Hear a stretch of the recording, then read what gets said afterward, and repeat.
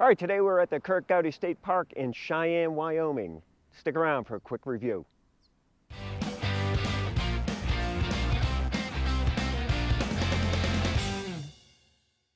So as you first start to pull in, the first thing you notice is what the scenery is going to look like. You have some hills over there, some wind turbines. You actually pass those wind turbines if you're coming up off of 80 onto Route 210 from Cheyenne. There's a reservoir down here, and then you're surrounded by hills and some rock formations over there. This is the main road in, I think the only road in. And you got to go down this hill, and right there off in the distance is the visitor center. So let's get on down there, and I'll give you a little walk around that. So I'll give you a little out the window driving tour here down to the visitor center. As you're coming down the hill, you can start to see the scenery reveal more and more of itself. It's a pretty good incline here, and it gets a little steeper past the visitor center. And actually, I was a little confused coming down to the visitor center because you'll notice here, I don't know if you can see it just yet, but here's the right you take into the visitor center, and it has a parking lot that's raised, and I didn't think that there was a way off of that, so I didn't bring the rig in, and I parked it out here. But then once I got up here, I actually walked up, I saw that there is a way out of this parking lot. So you would pull in here and kind of stage right over there and then go and check in. I don't see any parking spots for me here, so I'll go down to the lower level. And here's that short road down back to the main road to head down. All right, stick around a second. Okay, so here's a little bit more view from the parking lot of the visitor center. There's a little playground over there for the kids. And here is the visitor center, the lower portion. Down below here, there are coin-operated showers. And then, of course, the visitor center up here. I'm not going to go inside. I'll just give you a little tour of the outside so you get familiar with it. You can see the state of repair. You know, everything's in good shape, well maintained. And over here is that staging area. So you would come in down there, stage over there, check in over there, and then head on down this hill. And here again is the scenery. So it's relatively inexpensive. I think the sites are like $40 to $50 a night. There are no full hookups. In fact, many of the sites do not have water. There are water filling stations, but there are no dump stations at all. So be prepared. Dump your black and gray before you get here.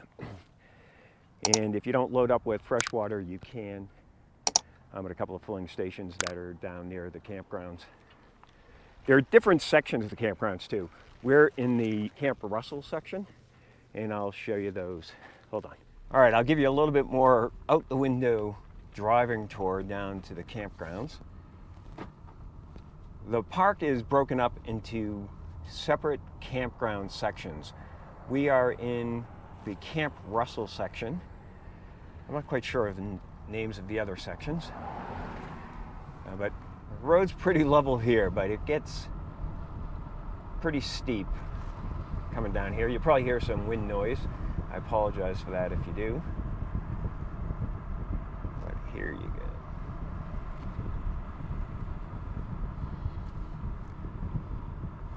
All right, coming down this pretty steep grade here. It's not a problem at all. It's just, you know, you're gonna have to have your truck work a little bit getting up it for sure. And then there is the view. Let me see if I can get that for you. This is the whole place. It's looking pretty good. I'll do a little bit of walking down there around. There's a couple of these little beaches and stuff. So we are over that way. But you can see over there, these dirt roads through the campgrounds. It's all kind of packed gravel and dirt.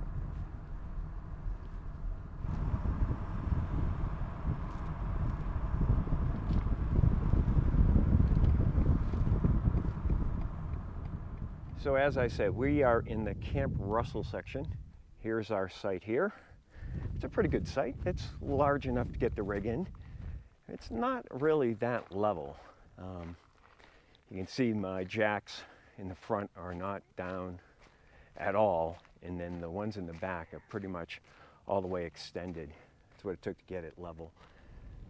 The sites are all crushed stone. There are a few that have cement patio here or pad, and that's for handicap, I hear. No sewer hookups, no water hookups at most, if not all. No water. You do have power, I think 50, 30, and 20. Yeah, there's water filling station over there. And there are like outhouse toilets. There's one over in the distance there. And those are spread out throughout the park. This is the view. Cell phones will work, but data on them is pretty sporadic. My Verizon home internet and my T-Mobile internet barely work, so we're relying on Starlink. And you can see not a lot of trees to obstruct the view to the satellites, so Starlink works really well. Over here, a lot of open fields, cement picnic tables, fire pits, and although you can't see it, through a lot of these fields there are walking paths, dirt walking paths, and then we have this reservoir. The sun rises over there. I've got a cool sunrise shot that I'll put here for you to take a look at. There's no swimming in this because it is a public water supply, but you can bring boats out on it. I saw some stand-up paddle boards and kayaks that you can rent from an on-site facility over here, although I haven't seen anybody active over there. It's late in the season here for them, I suppose, the middle of September, so perhaps they've shut that down. But it looks like they serve some food there too. Dumpsters that are bear-proof. Those are conveniently spaced around. It is very quiet here. You hear a little bit of the road noise from that Route 210 that's up over the hill there. Sites are well spread out. Like I said, ours is pretty big. You know, we fit the tow truck as well as the rig and our spare vehicle all in our site. Not all sites are that big, but there are a fair number of them that are.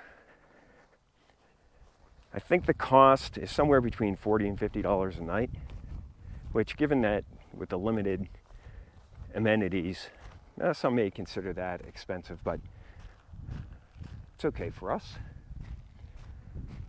I'm going to take a walk down along the shore here and kind of show you that. They make a point of saying don't let your dogs swim in it either.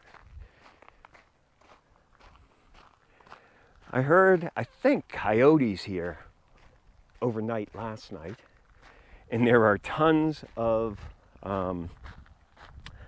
like prairie dogs that look smaller than a prairie dog, but they're all over the place. So there are holes out in these fields, and even on some of your sites, we saw them pop up on our site near the fire pit and stuff. So if you're out here and your dogs are running, which you shouldn't have them off leash, but you know, everybody breaks the rules now and then, or even if you're walking out here, you got to be careful. Some of these holes get pretty big. I actually almost sprained my ankle in one of them walking the dogs the other day, so be careful of that. But you know, other than that, it's really clean, very well kept, very peaceful. The scenery is outstanding, very calm and relaxing. Some people get these smaller, more primitive sites down here right on the water, which are really nice. Oh, there's this is a boat ramp here. Huge boat ramp. What's the size of that? All well paved, right down to the water. It seems, maybe not. Let me walk down here and we'll go along the shoreline.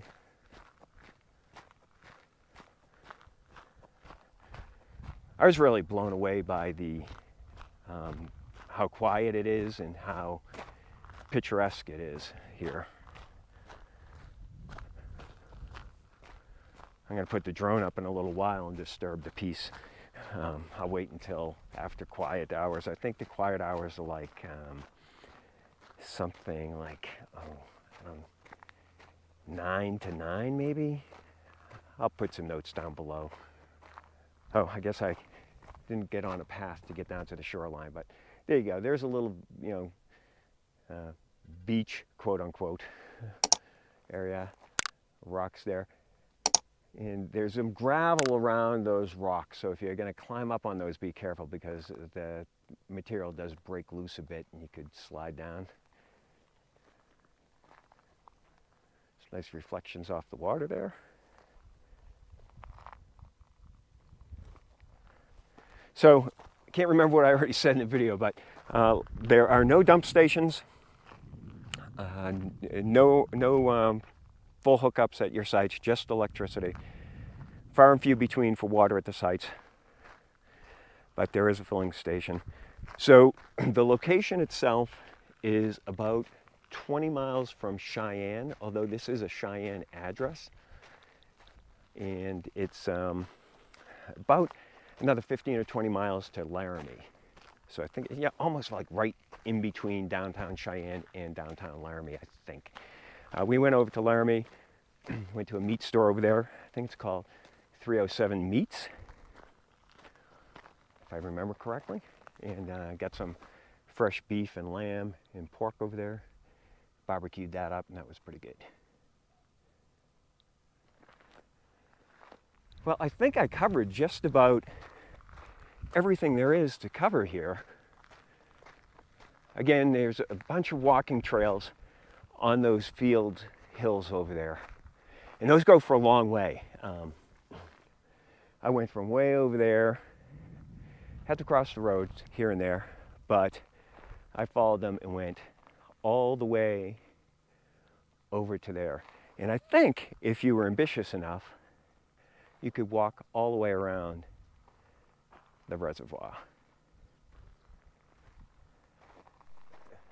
So as I was driving around looking for a place to fly the drone, I came down to another section of the park, Aspen Grove and Archery Field Course trailheads. So this is typical of what the activities are here.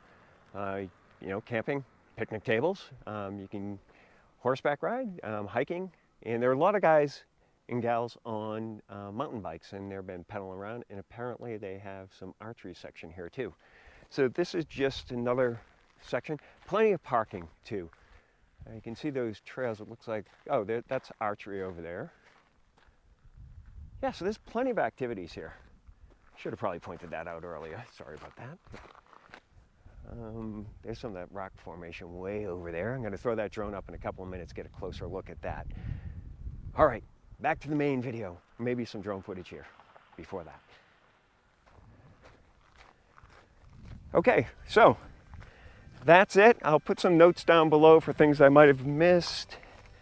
If you have any questions, put them down in the comments below.